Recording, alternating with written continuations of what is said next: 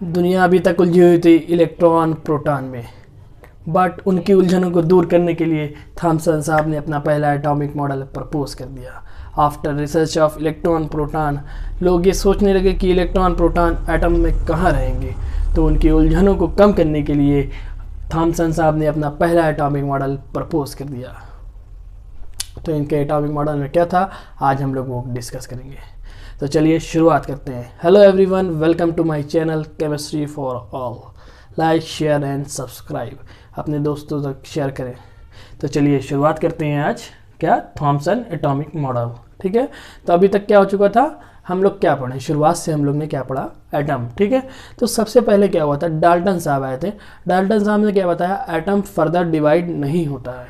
लेकिन क्या हुआ उसके बाद, बहुत सारे साइंटिस्ट आए, रिसर्च करके गए, तो उन्होंने क्या बताया कि एटम भी फर्दर डिवाइड होता है। किस में डिवाइड होता है, इलेक्ट्रॉन, प्रोटॉन और न्यूट्रॉन में, जिसको हम लोग फंडामेंटल पार्टिकल आज के दौर में जानते हैं। ठीक है, तो क्या हुआ उसके बाद, जब हमारे क्या है, डाल्टन साहब ने बोल दिया कि एटम फर्दर डिवाइड नहीं होगा, इट इज़ ए क्या बोला, इट इज़ ए क्या है बताइए, हम लोग ने बताया था कि एटम्स क्या है, उसका जो है एक फंडामेंटल पार्टिकल है। बट ऐसा नहीं हुआ, एटम्स फंडामेंटल पार्टिकल नहीं है डाल्टन साहब के अकॉर्डिंग, कि एटम्स क्या है, डिवाइड नहीं होता है। लेकिन ऐसा देखा गया कि एटम्स भी डिवाइड होता है, इलेक्ट्रॉन, प्रोटॉन और न्यूट्रॉन में। फिर उसके बाद धीरे धीरे टाइम बीतता गया और साइंटिस्ट लोग रिसर्च करते गए। साइंटिस्ट लोग ने रिसर्च करा इलेक्ट्रॉन्स के बारे में, ठीक है, कैथोड रे ट्यूब के थ्रू। फिर उसके बाद कैसा रिसर्च हुआ, प्रोटॉन की रिसर्च हुई। ठीक है, तो ऐसे रिसर्च बढ़ती गई।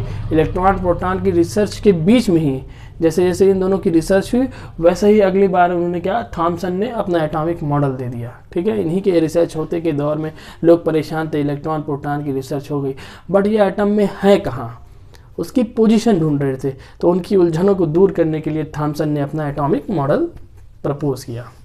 तो देखिए सबसे पहले क्या आ रहा है, इसमें आ रहा है एटॉमिक मॉडल। तो सबसे पहले इसका मतलब समझिए, व्हाट इज़ एटॉमिक मॉडल। ठीक है, what is atomic model, atomic model क्या होता है। तो एटॉमिक मॉडल मैं बताता हूँ आप लोग को क्या होता है। एटॉमिक मॉडल क्या है, atomic model shows the structure of atoms and the arrangement of particle. ठीक है, जैसे इलेक्ट्रॉन, प्रोटॉन्स, उसकी अरेंजमेंट बताता है। ठीक है, कहाँ पर रहेंगे। तो क्या एटॉमिक मॉडल क्या है, स्ट्रक्चर, एटम्स का स्ट्रक्चर बताता है। ठीक है, तो आपने एटॉमिक मॉडल पढ़ लिया। अब एटॉमिक मॉडल की हमको ज़रूरत क्यों पड़ी। ठीक है, एटॉमिक मॉडल की ज़रूरत क्यों पड़ी, देखिए कोई भी चीज़ होती है तो उसका अरेंजमेंट होता है। जैसे आप नहीं देख लीजिए, अपने बदन का देख लिया, मतलब आँख किस जगह पर है, एयर इस जगह पर है, तो एक इस मतलब अरेंजमेंट है जिसके थ्रू हम लोग कोई एक चीज़ का अरेंजमेंट रहता है। हर एक चीज़ का दुनिया में अरेंजमेंट है। जैसे आपको मेडिकल की पढ़ाई करनी है, डॉक्टर बनना है, तो आपको मेडिकल कॉलेज जाना पड़ेगा। ठीक है, तो हर एक चीज़ का अरेंजमेंट है पूरी दुनिया में। तो देखिए क्या होता है, इसमें क्या देखा गया हम लोग ने, एटॉमिक मॉडल में हम लोग क्या देखते हैं, एटॉम मतलब उसके पार्टिकल का अरेंजमेंट देखते हैं। तो ऐसा माना गया कि जब केमिकल रिएक्शंस हो रही थी तो क्या कह रहा है, उसमें इलेक्ट्रॉन्स का या फिर लूज कर रहा था या फिर इलेक्ट्रॉन गेन कर रहा था। ठीक है, तो क्या हो रहा था, इलेक्ट्रॉन बाहर से इलेक्ट्रॉन जा रहा था या फिर इलेक्ट्रॉन आ रहा था। तो ऐसा माना गया कि ये जो केमिकल रिएक्शंस है इलेक्ट्रॉन्स के थ्रू हो रही है। ठीक है, बट इसमें जो बीच का पार्टिकल है, इसमें जो बीच ठोस है, उसको हम लोग ने क्या नाम दिया था, उसको हम लोग ने नाम दिया था, उसके अंदर प्रोटॉन है, उसका नाम हुआ था बाद में न्यूक्लियस। ठीक है, प्रोटॉन और न्यूट्रॉन थे, और जो किसके अंदर रहते थे, न्यूक्लियस के अंदर रह रहे थे। ठीक है, तो ऐसा देखा गया कि जो रिएक्शंस हो रही थी वो किसके बीच में हो रही थी, इलेक्ट्रॉन वैलेंशियल इलेक्ट्रॉन के बीच में। ठीक है, बाहर के इलेक्ट्रॉन के बीच में रिएक्शंस हो रही थी। अंदर के इलेक्ट्रॉन, अंदर के इनर इलेक्ट्रॉन और अंदर का जो हमारा क्या है, न्यूक्लियस, वो हमारे रिएक्शन में पार्टिसिपेशन नहीं करते हैं। तो क्या देखा गया कि एटम्स में जो है इलेक्ट्रॉन्स क्या है, इलेक्ट्रॉन्स के थ्रू उसमें रिएक्शंस हो रही है, और बीच वाला पार्ट क्या होता है, न्यूक्लियस, जिसके अंदर प्रोटॉन और न्यूट्रॉन रहते हैं। तो इसीलिए हमको क्या पड़ी, हमारे एटॉमिक मॉडल की हमको ज़रूरत पड़ी कि उसकी अरेंजमेंट को हम लोग बताते हैं कहाँ क्या रहेगा। तो चलिए उस जब पहले का दौर था तो धीरे धीरे चीज़ हम लोग को मालूम हुई, धीरे धीरे साइंटिस्ट ने बताया कि ऐसे ऐसे रहते हैं। तो उनके कुछ मॉडल में ड्रॉबैक आती गई। तो पहला मॉडल क्या आया था, थॉमसन एटॉमिक मॉडल। तो थॉमसन एटॉमिक मॉडल क्या है, आज के इस वीडियो में हम उसी के बारे में चर्चा करेंगे। ठीक है, फिर इसके बाद थॉमसन एटॉमिक मॉडल के बाद क्या आया, हमारा रदरफोर्ड एटॉमिक मॉडल आया, ठीक है। फिर उसके बाद कौन सा मॉडल आया, उसके बाद हमारा आया बोर एटॉमिक मॉडल।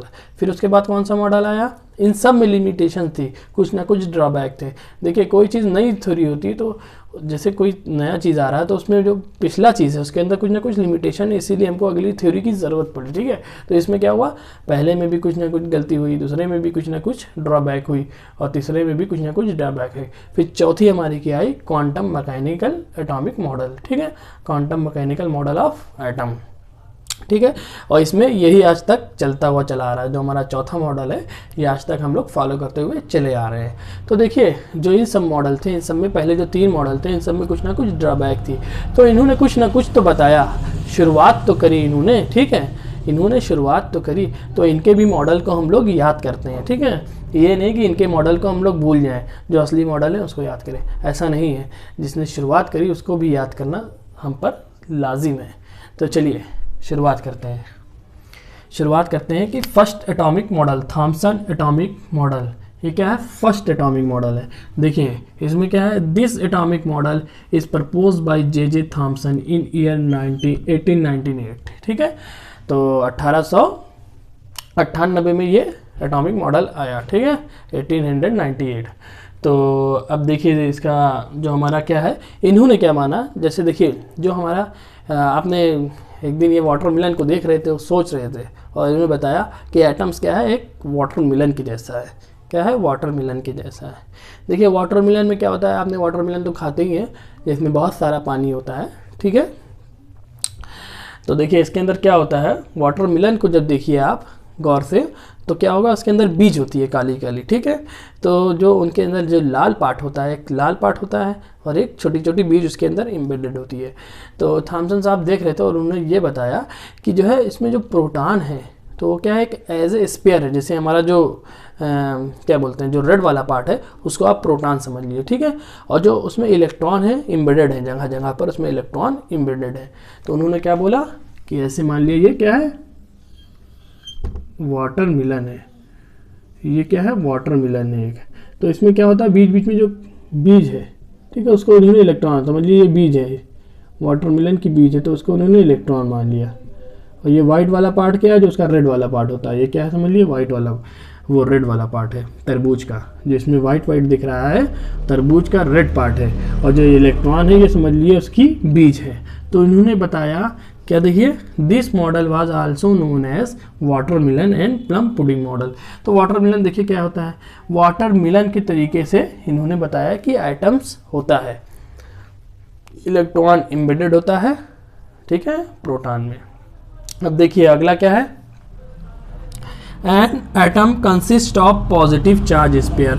यही देखिए जो यहाँ पर है ये वाला पार्ट पॉजिटिव चार्ज, यानी जो उसका वाटरमेलन का जो हमारा रेड पार्ट है वो पॉजिटिव चार्ज समझ लीजिए। क्या है, क्या बताया, an atom consist of positive charge sphere and electron are embedded into it. और देखिए इलेक्ट्रॉन क्या है, एम्बेडेड है उसके अंदर। An atom consist of positive charge and electron are embedded into it. तो ये वाला पॉइंट समझ में आया आपको। अब चलिए नेक्स्ट पॉइंट पे देखते हैं। नेक्स्ट पॉइंट हमारा क्या है, the negative and positive charge are equal in an atom. The negative and positive charge are equal. क्या है, नेगेटिव जो हमारा इलेक्ट्रॉन है और उसका पॉजिटिव चार्ज, मतलब जो उसका रेड वाला पार्ट बताया इन्होंने कि उसके अंदर जितने भी इलेक्ट्रॉन हैं और जितने भी हमारा क्या है, देखिए the negative and positive charge, जो हमारा प्रोटॉन है और जो हमारा इलेक्ट्रॉन है वो क्या है, इक्वल नंबर में है। जितना प्रोटॉन रहेगा उतना हमारा इलेक्ट्रॉन रहेगा। तो इन्होंने ये तो बता दिया कि एटम्स की इलेक्ट्रिक न्यूट्रलिटी का कॉन्सेप्ट दे दिया कि हमारा क्या, एटम न्यूट्रल है, ठीक है, एटम्स क्या है हमारा, न्यूट्रल है। इन्होंने इतना बता दिया। ये हालांकि सही है, एटम्स क्या होता है, न्यूट्रल होता है, तभी तो हमको करंट वरेंट नहीं लगता है। अगर खाली नेगेटिव चार्ज होता तो हम छूते तो हमको करंट लगता, बट ऐसा नहीं है। एटम्स क्या होता है, इलेक्ट्रिकली न्यूट्रल। तो क्या है, the negative and positive charge are equal, so an atom is electrically neutral. समझ में आया इनके सारे कॉन्सेप्ट। तो एग्जाम में आएगा तो आप ऐसे ही सेम टू सेम ऐसे लिख कर चले आइएगा, चाहे आपके फर्स्ट ईयर्स के एग्जाम में आए, चाहे पॉलिटेक्निक डिप्लोमा में आए, ठीक है। बहुत इंपॉर्टेंट है, पहला है तो पहला सबको याद भी रहता है, ठीक है। पहला कुछ भी हो तो वो हमेशा याद रहता है। देख लीजिए क्या है, आप लोग स्क्रीनशॉट इसकी ले सकते हैं। तो इनका ये एटॉमिक मॉडल था। तो हालांकि इसमें कुछ ड्रॉबैक भी है, ठीक है। तो वो ड्रॉबैक क्या है वो मैं बताता हूँ आपको। पहली ड्रॉबैक इनकी ये थी कि इन्होंने क्या नहीं बता पाए, ये एटम की स्टेबिलिटी बताने में फेल हो गए, ठीक है। कैसे एटम में जो पॉजिटिव चार्ज है निगेटिव चार्ज को कैसे होल्ड करे हुए है, ठीक है, कैसे उसको पकड़े हुए हैं, ठीक है, ये नहीं बता पाए। इनका ये पहला पास्टुलेट्स का लिमिटेशंस थी। बट इनका जो अगला लिमिटेशंस है वो क्या है, उनकी अगली लिमिटेशंस ये है कि इन्होंने न्यूक्लियस की पोजीशन को नहीं बता पाए कि न्यूक्लियस की पोजीशन एटम में कहाँ पर है, ठीक है। तो ऐसे इनकी ड्रॉबैक थी। इसी पे रिसर्च होते होते फिर अगले साइंटिस्ट है उन्होंने अपना अगला मॉडल दिया जिसको हम लोग जानते हैं रदरफोर्ड एटॉमिक मॉडल। तो वो हमारी नेक्स्ट वीडियो में आएगी। आपको इनका मॉडल कैसा लगा, हमारा एक्सप्लेनेशन कैसा लगा, कमेंट सेक्शन में ज़रूर बताइए और अपने दोस्तों तक शेयर ज़रूर करें और सब्सक्राइब करना मत भूलें। अगर अभी तक सब्सक्राइब नहीं किया है तो सब्सक्राइब कर दीजिए और लाइक कमेंट ज़रूर करिए और कैसा लगा तो बताइए ज़रूर, ठीक है।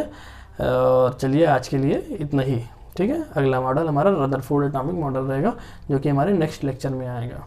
और अगर अभी तक आप लोग ने नहीं देखा है discovery of electron, discovery of proton, तो हमारी प्रीवियस वीडियो में जाइए और वहाँ पर ज़रूर देखिए। तो चलिए आज के लिए इतना ही। Thank you so much.